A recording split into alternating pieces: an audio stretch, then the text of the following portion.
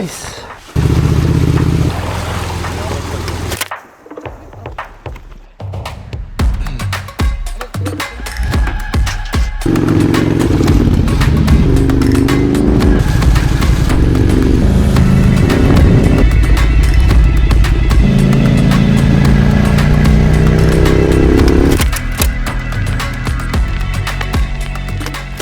V březnu 2025 jsem se vydal na takovou moji malou enduro expedici napříč Andaluzií.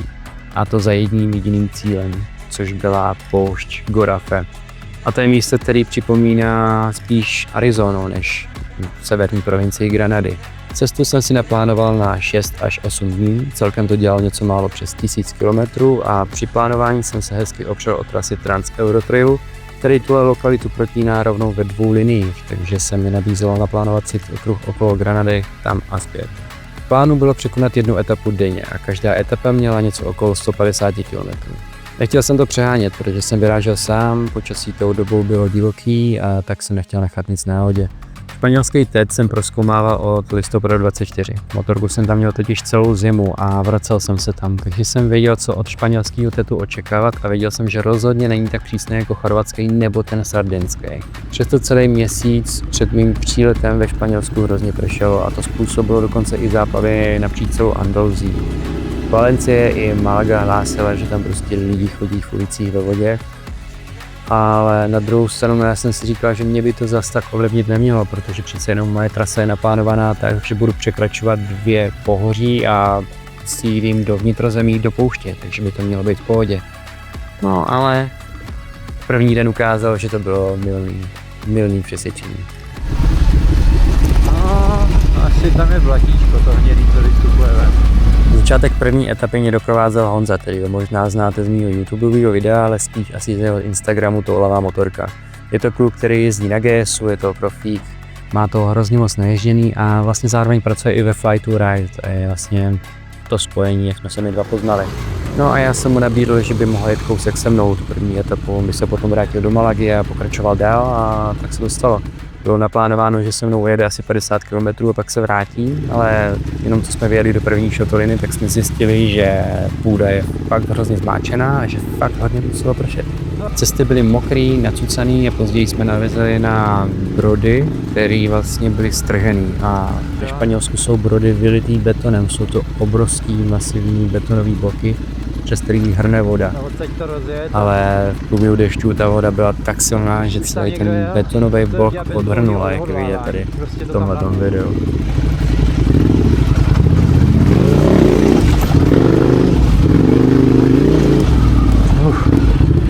Je to tam, teď ty. Ajaj, zkus si couvnout asi. No neříkej, že to vyjedeš, aniž bych to natočil. Je. Chtěl jsem tam dát nějaký šutr, ale dobře.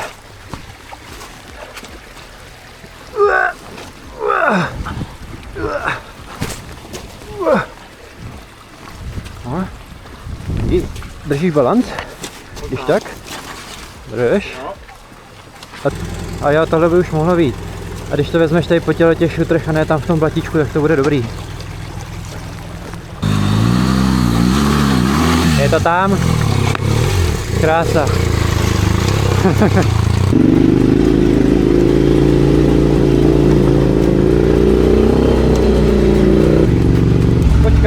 Kočka, dobrý.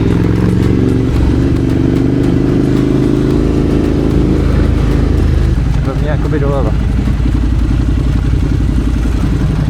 Jo, to vypadá dobře. Tady to zatím začínalo být zajímavý a docela jsme se z toho radovali, ale později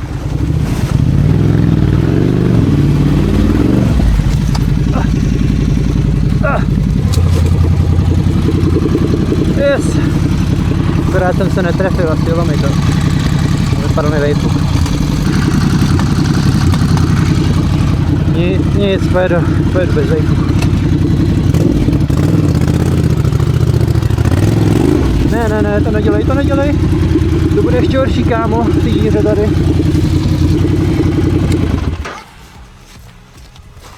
Petře, vole, když se vůbec netrefil, tady jsi měl jet? Ano. Hop. Ještě trošku. Hop. Nice.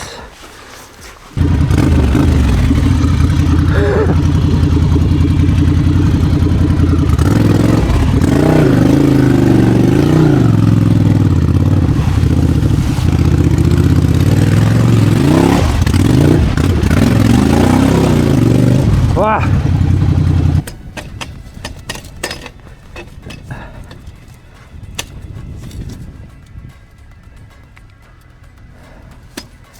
Dobrý, to bude stačit. Tak teď ty. Krásný. Vidíš. Jak nic. Dobrý, jsem u tebe.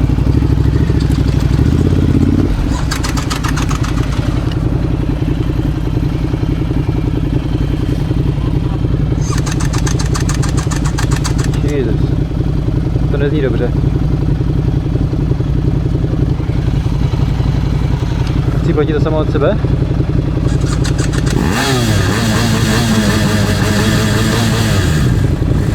Drží?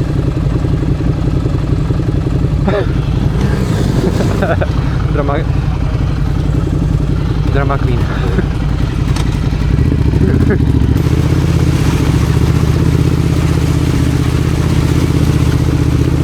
Nezapít jenom věc.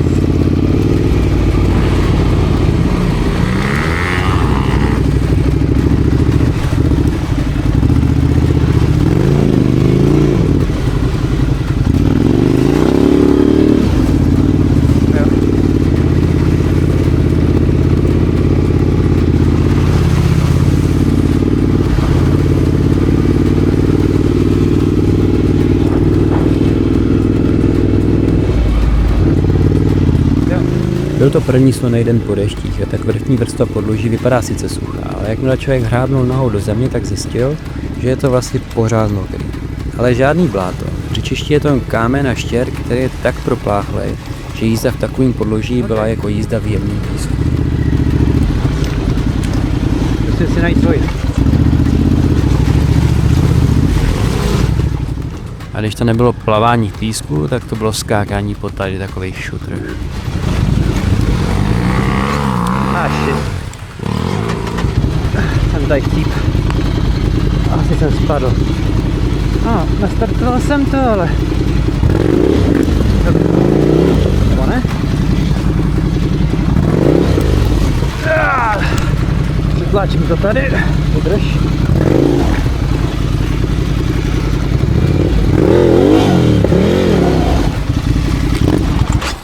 Mám mokrý záda.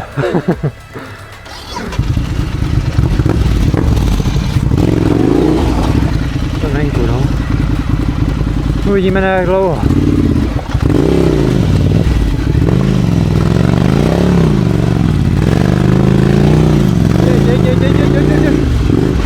Dobrý.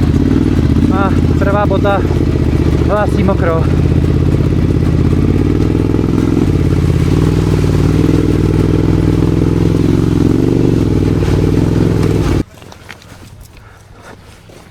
Dobrý.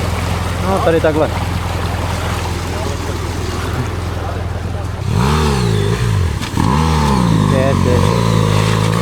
Prokousávali jsme to dál, zvládali jsme to, ale bylo to fakt vyčerpávající, úmorný a mě čekala fakt ještě dlouhá cesta, takže jsem začal přemýšlet nad tím, jestli to nestrhnout na nějakou vedlejší cestu a nepomoct si trošku tady z tohoto marastu. No, jenže co se pak nestalo.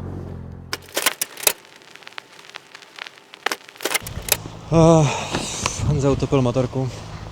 Dostali jsme se do tohoto koryta, který bylo v průběhu posledního měsíce hodně rozvodněný, protože hodně pršelo. Aspoň podle toho, co říkal Honza. A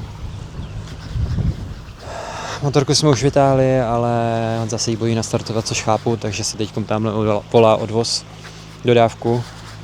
A já budu pokračovat na cestě dál sám. Ostatně, jak bylo původně v plánu, akorát teda se odloučí naše cesty mnohem dřív, než měli.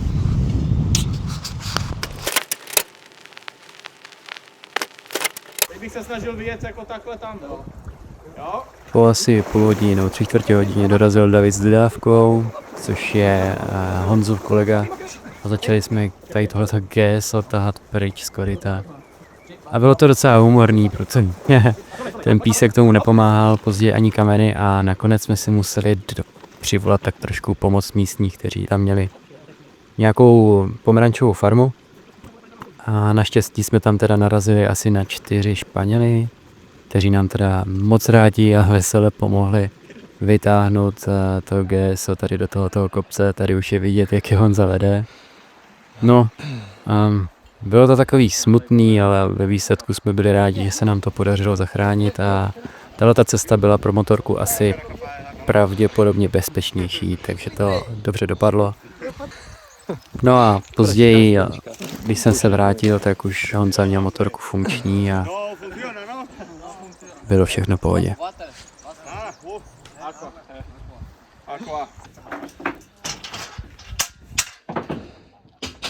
Ačkoliv je Honza fakt zkušený jezdec, tak tohleto koryto, tahleta zatáčka toho jemného štěrku pod vodou byla fakt brutální past.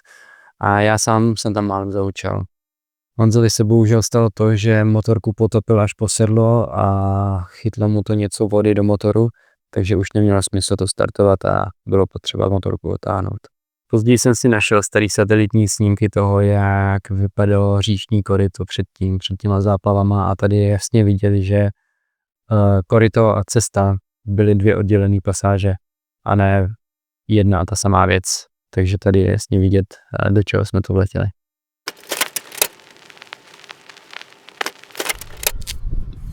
Tak je, rukavice mokrý. Tudy cesta zpátky nevede. Honza je už naložený. A já pokračuju dál.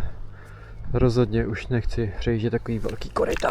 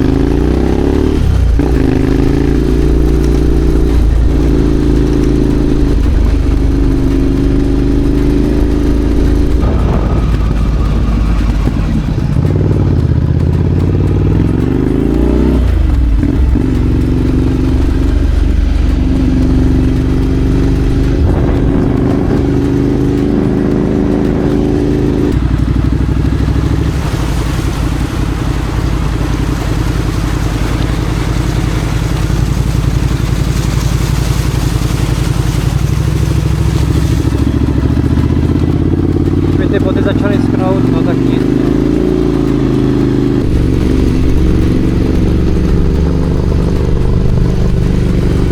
Bohužel pro mě jsem ale v korytu řeky s Honzou ztratil asi 3 hodiny času, který mi pak scházely.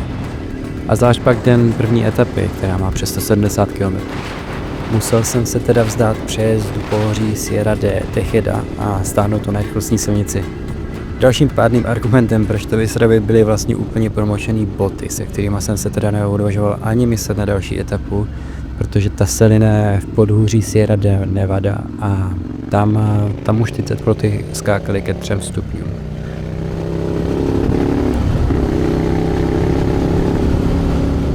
Takže jsem to stál po silnici, dohnal jsem se dalo a rovnou zabukoval Airbnbčko, kde jsem měl v plánu vyschnout pod fénem. Hlavně ty boty vyfoukat, to by byl problém.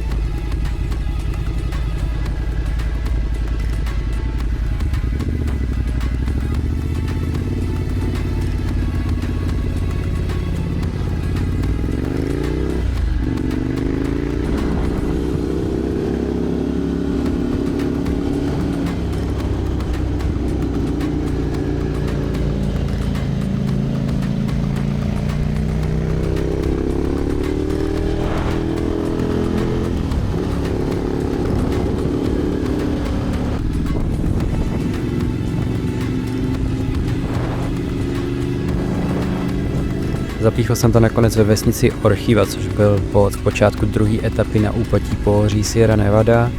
A ukryl jsem si teda tímhle kousek náskok, abych mohl ještě ráno dosnout na slunku.